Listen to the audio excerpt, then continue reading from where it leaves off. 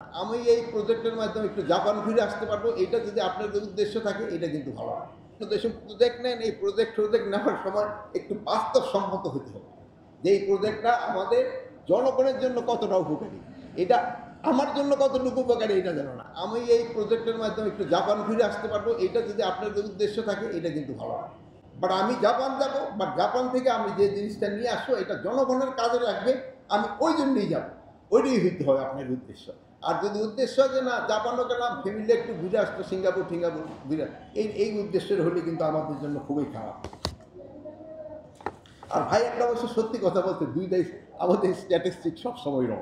Research আমাদের তো করতে হবে, বাট আমাদের যে আগের জিনিসগুলি যে ছিল ওইগুলি কিন্তু ফিরে আনতে হবে। যেমন আমরা বিদেশে যে আকাশিয়া গাছ নিয়ে আসছি, তারপর একটা কি নিয়ে আসছি আকাশমণি গাছ নিয়ে আসছি রিসার্চ করে।